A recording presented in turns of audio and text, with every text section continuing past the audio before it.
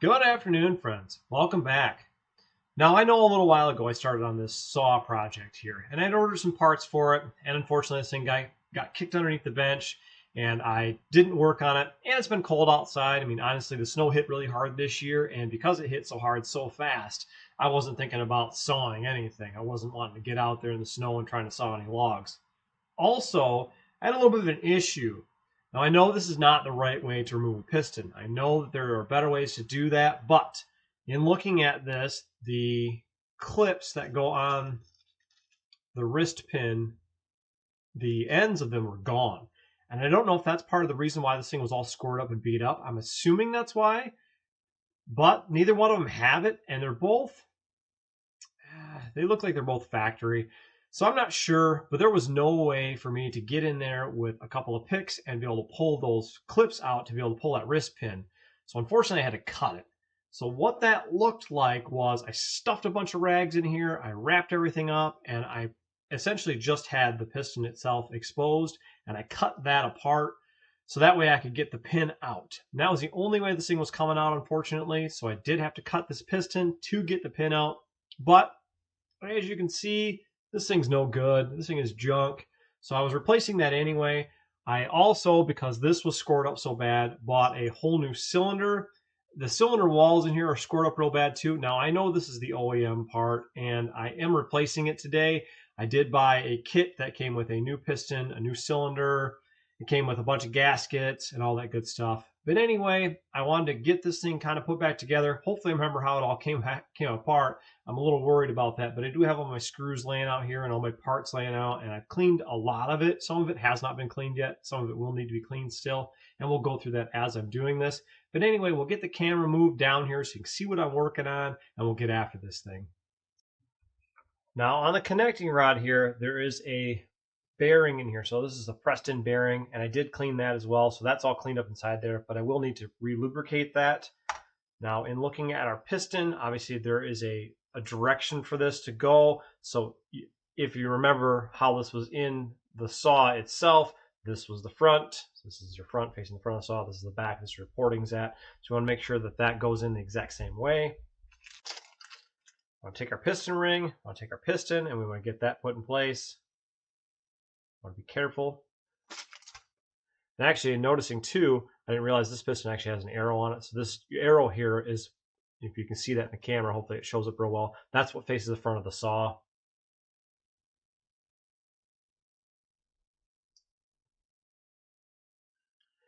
Now also on the back of the piston here, there's a little dimple here. That's where the rings will come together. So that split needs to be toward the back. So we'll keep that there. Now what I want to do is I want to lubricate my wrist pin here, and I want to lubricate that bearing inside of my connecting rod. Go ahead and use a little bit of assembly lube in here. Probably more than I needed, but that's okay. When it comes to assembling a piston, you've got your wrist pin here, and you have your wrist pin clips. Now you could push this pin clear through here, and this should fit loosely in there. It shouldn't be a tight fit, it should be a loose fit. Obviously, I'm going to want to put some assembly lube in there. But anyway, you want to put one of the clips on the other side. So that way you don't push the pin all the way through and it has a stop point. So I'm going to go ahead, I'm going to fish one of these clips in. It's going to be real hard to see on camera here.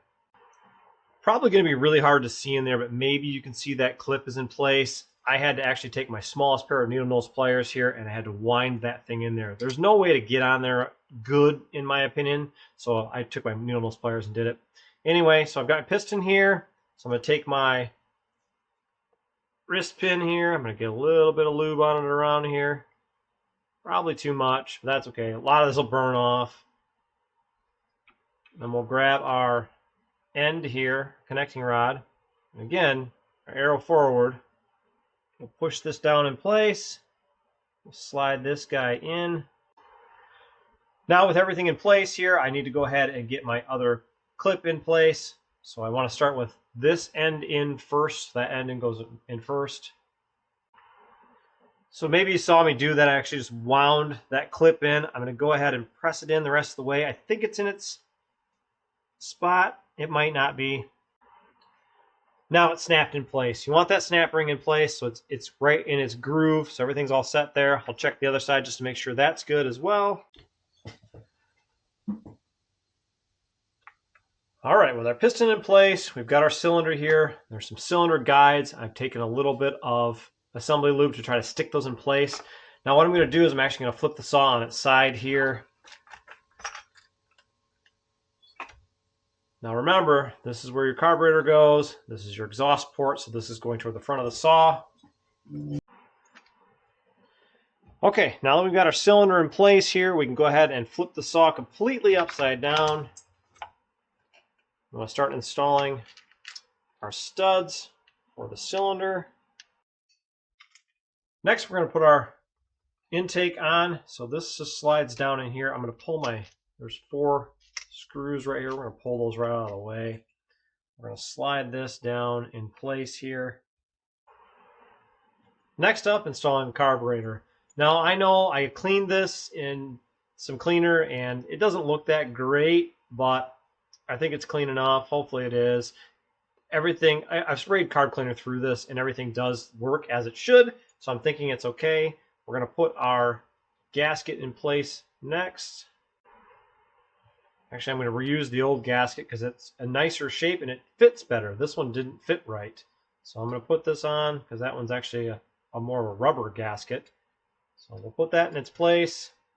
And then we'll go ahead and slide our carburetor on. There's this little boot here. It hooks into this boot there. So you want to make sure to have those in their proper places. Also, there's this line. This line has to hook here. Okay, on our primer bulb here, there's a line that I've pulled off. So I'm going to try to fish that on and get that in place there. So I pulled my carburetor back off. Now I'm going to put it back in place here. Again, you want to make sure that boot seats. So that's all set there. Then you have the air cleaner here. On this side of the saw, here's your throttle. So you'll hook the throttle in right here.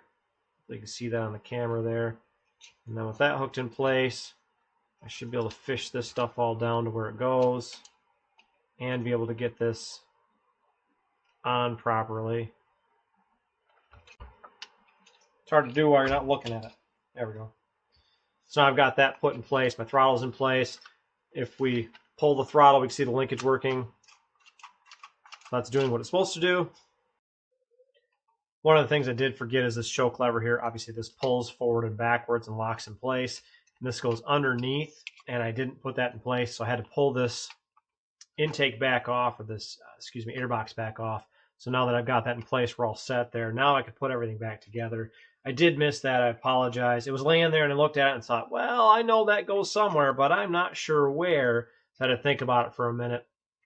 It's been a while since I've worked on the saw, so I don't really remember everything and where it went, but it's all coming back to me slowly.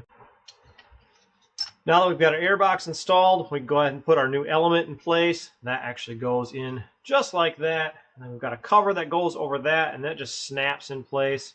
We'll go ahead and get that put on as well. With our intake cover in place, we've got a screw that goes into this spring here to keep everything from vibrating. All right, I did pull the flywheel here, so we're going to go ahead and we're going to get this back off. All right, next we'll put our flywheel on. This has a key already built into it, so this is keyed on the keyway there. So we'll just get this lined up close. We'll make sure to get it to drop in properly. All right, now we're on the clutch side here. So we've got this cover, and then we've got the adjuster here, and this is what shuts everything down, keeps the bar from moving. So we'll go ahead and we'll fish this in here. This is kind of a pain in the butt to do. Line everything up. Now it clicks on, clicks off, clicks on, clicks off. That's all you need it to do, is just, it needs to be able to stop this from rotating. So it'll drag. Now it spins free. Now it stops. So with that in place, there's a couple of screws that go in here. There's this guy here. Actually, it's that one there. There's one on the back here, and this one was a pain to get to in the first place. We're going to tip this forward here, push it down in there. So the electronics on this are pretty simple. It's just this little spade connection here. This one goes up top just like this. This little guy actually just goes right through here and in this hole. This is for your ground. So that way you can shut this off real quick, grounds it out. That kills it. So that's your kill switch right there. So that's all hooked up. I do have a brand new spark plug.